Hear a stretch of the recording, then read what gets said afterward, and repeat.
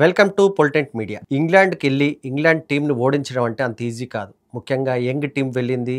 కోహ్లీ కానీ, రోహిత్ శర్మ లాంటి star players ఎవరూ లేరు. అలాంటి టైంలో రెండో టెస్ట్కి సంబంధించి ఇంట్రెస్టింగ్ ఫ్యాక్టర్ ఏంటంటే బుమ్రా కూడా లేడు. ఎవరైతే మంచిగా వికెట్లు తీసే అవకాశం ఉండి స్వింగ్ బౌలింగ్ని తనకు అనుకూలంగా మార్చుకునే బుమ్రా లేకుండా భారత జట్టు రెండో టెస్ట్ ఆడింది. అది కూడా భారత జట్టు ఎప్పుడు కూడా ఆ గ్రౌండ్లో గెలవలేదు. ఎప్పుడు టెస్ట్ మ్యాచ్ అక్కడ జరిగినా ఇండియా ఓడిపోయింది తప్ప గెలిచే పరిస్థితి లేదు. అలాంటి టెస్ట్లో టీమిండియా విజయం సాధించడం అనేది ఒక సంచలనంగానే మనం చెప్పుకోవచ్చు.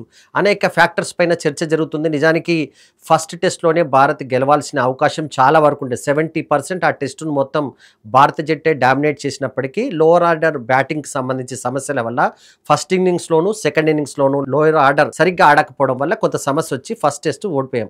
రెండో టెస్ట్ దగ్గరకు వచ్చే వరకు చాలా చర్చ జరిగింది.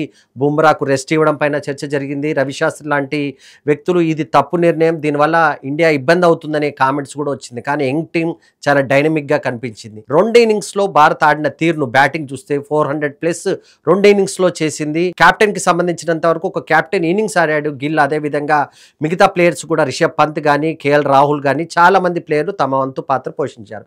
మరి క్రెడిట్ ఎవరికి ఇవ్వాలి రెండో టెస్ట్కి సంబంధించి అంటే బౌలింగ్కి సంబంధించి ఆకాష్ దీప్కి మాత్రం ఖచ్చితంగా క్రెడిట్ ఇవ్వాలి. క్రెడిటే కాదు, ఒక రకంగా భారత జట్టు గెలిచిందంటే ఆ క్రెడిట్ హోల్ అండ్ సోల్గా కూడా ఆకాష్ దీప్కి మాత్రం ఇవ్వాల్సి ఉంటుంది. ఎందుకంటే విదేశాల్లో ముఖ్యంగా ఆస్ట్రేలియా, ఇంగ్లాండ్ లాంటి పిచ్ల్లో భారత జట్టు గెలవాలంటే ప్రతిసారి ఒక సబ్జెక్ట్ ఏం జరుగుతుందంటే 20 వికెట్స్ తీయగలుగుతుందా భారత బౌలర్స్, అంటే రెండు ఇన్నింగ్స్లో కలిపి 20 వికెట్లు ఇండియన్ టీంకి సంబంధించిన బౌలర్లు తీస్తారా లేదా అనేది ప్రతిసారి చర్చ ఉంటుంది. కానీ ఈసారి 20 వికెట్లు తీసి గెలుపొందారు. దానికి కీలక పాత్ర పోషించింది బ్యాటింగ్ పరంగా.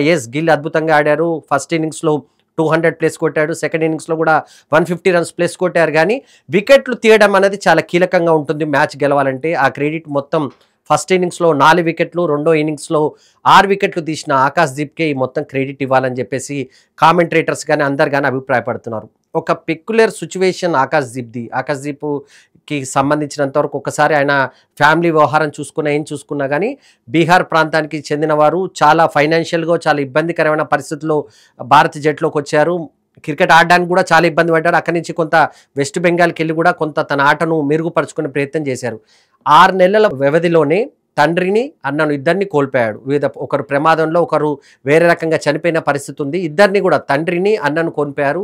సిస్టర్ ఉంది, సిస్టర్ కూడా క్యాన్సర్. మ్యాచ్ తర్వాత మాట్లాడిన తీరు భారత జట్టుకు సంబంధించి సభ్యులను కానీ అదేవిధంగా క్రికెట్ అభిమానులను కూడా ఆశ్చర్యపరిచింది. ఎందుకంటే అంత పరిస్థితుల్లోనూ తండ్రికి, అన్నను కోల్పోయిండు. ఆ తర్వాత కూడా సిస్టర్కి సంబంధించి ఆరోగ్యం బాగాలేదు, క్యాన్సర్ ఉందని తెలిసిన తర్వాత కూడా ట్రీట్మెంట్ ఇస్తూ ఆమెకు అంకితం చేశారు. ఈ విజయాన్ని ఎవరికి మీరు అంకితం చేస్తారు? ఎందుకంటే 10 వికెట్స్ ఒక టెస్ట్ మ్యాచ్లో తీసుకోవడం అనేది చాలా రేర్ ఫీట్గానే చూస్తారు. చాలా మంది స్టార్ ప్లేయర్స్ మాత్రం ఇప్పటివరకు ఆ ఫీట్ని చేశారు. కానీ ఆకాష్ దీప్ ఖచ్చితంగా ఆ క్రెడిట్ అంతా తన సిస్టర్కి ఇచ్చారు. ఎందుకంటే ఈ మ్యాచ్ విజయం తన సిస్టర్దని చెప్పేసి ఆయన ప్రకటించిన పరిస్థితి కనిపించారు.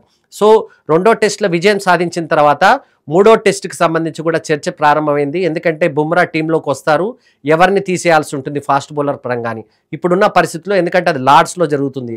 లార్డ్స్ అంటే అందరికీ తెలుసు, ఒక రకంగా లార్డ్స్లో క్రికెట్ మ్యాచ్ ఆడడము, అక్కడ పిచ్ కానీ ఇవన్నీ కూడా అందరూ చాలా చర్చ జరుగుతుంది. కనుక బుమ్రా వస్తే ఎవరిని తీసేయాలి ఫాస్ట్ బౌలర్కి సంబంధించి. ప్రస్తుతం సిరాజ్ ఉన్నారు, ఆకాష్ ఉన్నారు, అదేవిధంగా ప్రశాంత్ కిషన్ అని చెప్పేసి ఇంకొక ఫాస్ట్ బౌలర్ ఉన్నారు. కానీ సిరాజ్ని, ఆకాష్ని కొనసాగించే అవకాశం ఉంది. మూడో పేసర్ని మాత్రం తొలగించి అతని స్థానంలోనే బుమ్రాని తీసుకొచ్చే అవకాశం ఉన్నట్టుగా మనకు సమాచారం అందుతుంది. లార్డ్స్లో ఖచ్చితంగా బుమ్రా ఆడబోతున్నాడు. సో భారత జట్టు అక్కడ సిరీస్ గెలవడానికి ఒక మంచి సెటప్ రెడీ అయిందనే మనం చెప్పుకోవచ్చు.